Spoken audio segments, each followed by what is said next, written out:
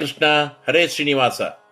ಆಧ್ಯಾತ್ಮ ಬಂಧುಗಳೇ, ಅಶಾಶ್ವತವಾದ ಜಗತ್ತಿನಲ್ಲಿ ನಮ್ಮ ನಶ್ವರವಾದ ಜೀವನವನ್ನು ಸಾರ್ಥಕಗೊಳಿಸಿ ನಮ್ಮನ್ನ ಉದ್ಧಾರಗೊಳಿಸುವ ಸುಲಭವಾದ ಮಾರ್ಗ ಯಾವುದು?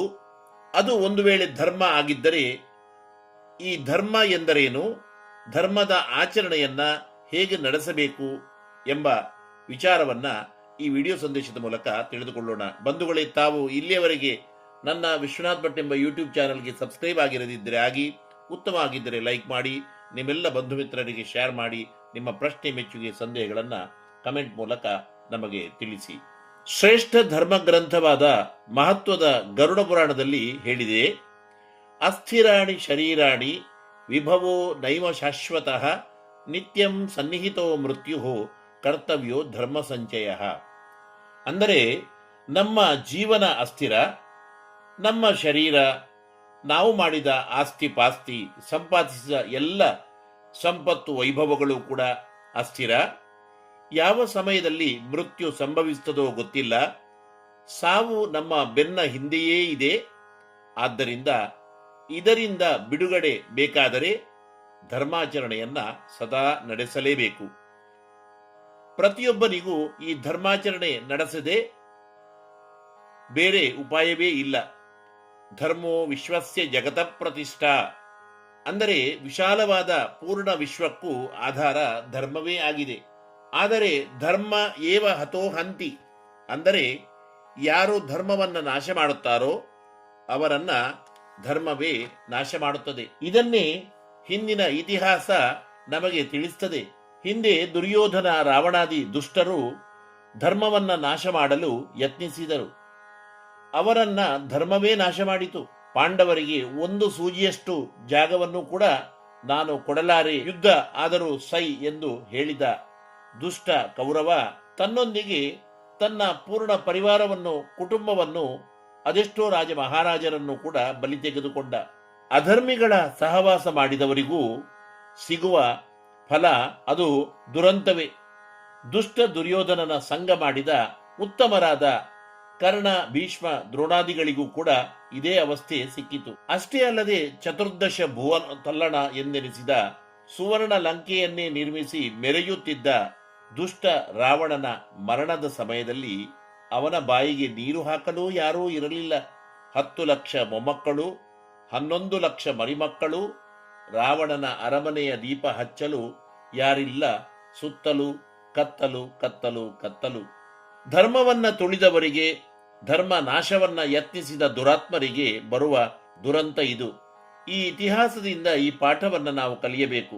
ಧರ್ಮವನ್ನ ಯಾರು ರಕ್ಷಣೆ ಮಾಡುತ್ತಾರೋ ಅವರನ್ನ ಧರ್ಮವೇ ರಕ್ಷಣೆ ಮಾಡುತ್ತದೆ. ಧರ್ಮೋ ರಕ್ಷತಿ ರಕ್ಷಿತಃ. ಸಂತತ ಧರ್ಮಾಚರಣೆಯನ್ನ ಮಾಡಿದ ಮಹಾಧರ್ಮಿಷ್ಠರಾದ ಸತ್ಯವಂತರಾದ ಪಾಂಡವರನ್ನು ಅವರು ಮಾಡಿದ ಧರ್ಮವೇ ಕಾಪಾಡಿತು. ಶ್ರೀಕೃಷ್ಣನ ಅನುಗ್ರಹದಿಂದ ಹಸ್ತಿನಾವತಿಯನ್ನು 100 ವರ್ಷ ಧರ್ಮ ರಕ್ಷಣೆ ಮಾಡುತ್ತಾ ಆಳಿದರು ಪಾಂಡವರು. ಇಷ್ಟೆಲ್ಲ ಧರ್ಮದ ಬಗ್ಗೆ, ಧರ್ಮಾಚರಣೆಯ ಬಗ್ಗೆ ನಾವು ಹೇಳಬಹುದಾದರೆ, ಧರ್ಮ ಎಂದರೆ ಏನು ಎಂಬುದು ನಮಗೆ ಗೊತ್ತಾಗಬೇಕು. ಧರ್ಮ ಎಂದರೆ ಏನು ಅಂತ ಗೊತ್ತಿಲ್ಲವೇ ಧರ್ಮಾಚರಣೆಯನ್ನ ಯಾರೂ ಕೂಡ ಮಾಡಲು ಸಾಧ್ಯವಿಲ್ಲ. ಧರ್ಮ ಎಂದರೆ ಸ್ವವಿಹಿತ ವೃತ್ತಿಯ ಭಕ್ತಿಯ ಭಗವದಾರಾಧನಂ ಏವ ಪರಮೋ ಧರ್ಮ ತದ್ವಿರುದ್ಧ ಸರ್ವೋಪಿ ಅಧರ್ಮ. ಅಂದರೆ ಶ್ರೀಕೃಷ್ಣ ಭಗವದ್ಗೀತೆಯಲ್ಲಿ ತಿಳಿಸಿದ ಧರ್ಮದ ವಿಶ್ಲೇಷಣೆ ಇದು. ತನ್ನ ವರ್ಣಾಶ್ರಮ ಉಚಿತವಾದ ವೃತ್ತಿಯಿಂದ, ಭಕ್ತಿಯಿಂದ ಭಗವಂತನ ಆರಾಧನೆಯನ್ನ ಮಾಡಿ ಯಾರು ಬದುಕ್ತಾನೋ ಈ ರೀತಿಯಾದ ಜೀವನವೇ ಶ್ರೇಷ್ಠವಾದ ಜೀವನ. ಇದೇ ನಿಜವಾದ ಧರ್ಮಾಚರಣೆ. ಇಂತಹ ಧಾರಣೆ ಪ್ರತಿಯೊಬ್ಬನ ಜೀವನದಲ್ಲಿ ಇರಬೇಕು. ಅದನ್ನೇ ಧಾರಣಾತ್ ಧರ್ಮ ಉಚ್ಯತೆ ಎಂದು ಧರ್ಮದ ವಿಶ್ಲೇಷಣೆಯನ್ನ ವಿಸ್ತಾರವಾಗಿ ಮಾಡಲಾಗ್ತದೆ.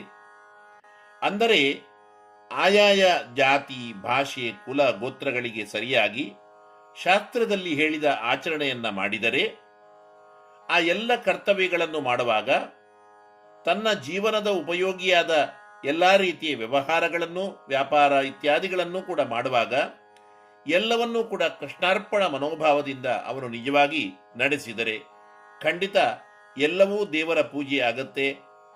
ಅವನಿಗೆ ವಿಹಿತವಾದ ಕರ್ತವ್ಯವು ಜೀವನಕ್ಕೆ ಬೇಕಾದ ಎಲ್ಲ ರೀತಿಯ ವ್ಯವಹಾರಗಳಲ್ಲಿಯೂ ಕೂಡ ಕೃಷ್ಣಾರ್ಪಣ ಮನೋಭಾವ ಆಗಿದ್ರೆ ಅದು ನಿಜವಾಗಿ ಪೂರ್ಣವಾಗಿ ಧರ್ಮಾಚರಣೆ ಮಾಡಿದ ಹಾಗೆ ಆಗುತ್ತದೆ. ಅದನ್ನೇ ಭಗವಂತ ಭಗವದ್ಗೀತೆಯಲ್ಲಿ ನುಡಿತಾನೆ, ಯತಃ ಪ್ರವೃತ್ತಿ ಭೂತಾನಾಂ ಯೇನ ಸರ್ವಮಿದಂ ತತಃ ಸ್ವಕರ್ಮಣ ತಮಭ್ಯರ್ಚ್ಯ ಸಿದ್ಧಿಂ ವಿಂದತಿ ಮಾನವಃ. ಎಲ್ಲ ಜೀವಿಗಳ ಚಟುವಟಿಕೆಗಳು ಪ್ರವೃತ್ತಿಗಳು ಯಾರಿಂದ ಉಂಟಾಗುತ್ತದೋ ಈ ಎಲ್ಲ ಜಗತ್ತಿನ ಆಗು ಹೋಗುಗಳನ್ನು ಹೊತ್ತುಕೊಂಡು ಯಾರು ನಿಂತಿರುವನೋ ಅಂತಹ ಜಗದ್ರಕ್ಷಕನಾದ ಜಗನ್ನಿಯಾಮಕನಾದ ಭಗವಂತನನ್ನ ತಾನು ನಡೆಸುವ ಎಲ್ಲ ಕ್ರಿಯೆಗಳಿಂದ ಎಲ್ಲ ಕಾರ್ಯಗಳಿಂದ ಅರ್ಚಿಸಿ ಮನುಷ್ಯ ಮಾತ್ರನು ಸಿದ್ಧಿ ಮೋಕ್ಷವನ್ನ ಪಡೆಯುತ್ತಾನೆ. ಇದೇ ನಿಜವಾದ ಧರ್ಮಾಚರಣೆ ಆಗಿರುತ್ತದೆ. ಇನ್ನು ಎಲ್ಲ ಧರ್ಮಗಳಲ್ಲಿ ಶ್ರೇಷ್ಠವಾದ ಧರ್ಮ ಯಾವುದು? ಮಹಾಭಾರತದಲ್ಲಿ ಯುಧಿಷ್ಠಿರನು ಭೀಷ್ಮಾಚಾರ್ಯರಲ್ಲಿ ಇದೇ ಪ್ರಶ್ನೆಯನ್ನ ಕೇಳುತ್ತಾನೆ. ಕೋ ಧರ್ಮ ಸರ್ವಧರ್ಮಾಣಾಂ ಭವತಃ ಪರಮೋ ಮತಃ ಕಿಂ ಜಪನ್ ಮುಚ್ಯತೆ ಜಂತುಃ ಜನ್ಮ ಸಂಸಾರ ಬಂಧನಾತ್.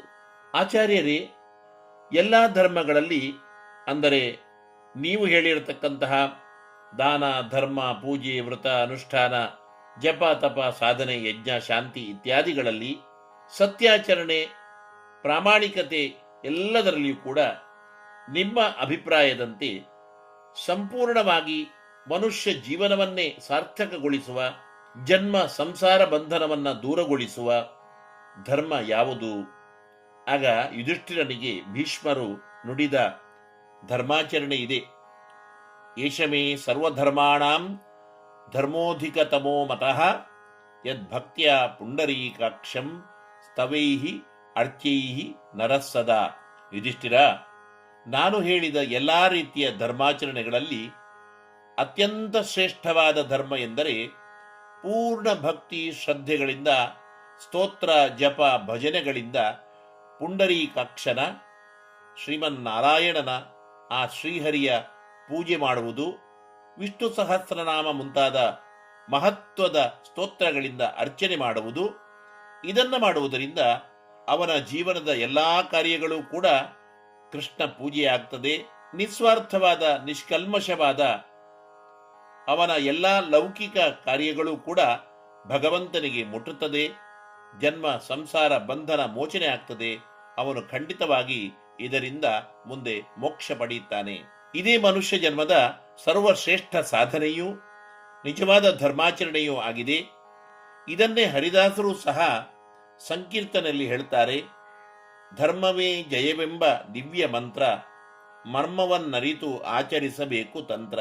ಧರ್ಮದ ವಿಶ್ಲೇಷಣೆಯನ್ನ, ಧರ್ಮದ ವ್ಯಾಖ್ಯಾನವನ್ನ, ರಹಸ್ಯವನ್ನ ಅರಿತು ಸತ್ಯ ಪ್ರಾಮಾಣಿಕತೆಯಿಂದ ಶಾಸ್ತ್ರದ ಆಚರಣೆಯನ್ನ ಮಾತನ್ನ ಮರೆಯದೆ ಎಲ್ಲ ಕಾರ್ಯಗಳಲ್ಲಿ ಭಗವಂತನ ಪೂಜೆಯ ಭಾವನೆ ಇದ್ದರೆ ಇಂತಹ ಧರ್ಮಾಚರಣೆ ಮಾಡಿದವರ ಜೀವನ ನಿಜವಾಗಿಯೂ ಮತ್ತೊಬ್ಬರಿಗೆ ಆದರ್ಶ. ಅಂತಹ ಜೀವನ ಖಂಡಿತವಾಗಿಯೂ ಪಾವನ ಎನ್ನುತ್ತಾ ನಮ್ಮನ್ನ ರಕ್ಷಣೆ ಮಾಡುವ ಧರ್ಮದ ರಕ್ಷಣೆಯನ್ನ ತಾವೆಲ್ಲರೂ ಕೂಡ ಮಾಡಿ ಇಂತಹ ಧರ್ಮಾಚರಣೆ ಜೀವನದಲ್ಲಿ ಸದಾ ಎಲ್ಲರಿಗೂ ಇರಲಿ. ಧರ್ಮೋ ರಕ್ಷತಿ ರಕ್ಷಿತಃ, ಧರ್ಮೋ ರಕ್ಷತಿ ರಕ್ಷಿತಃ.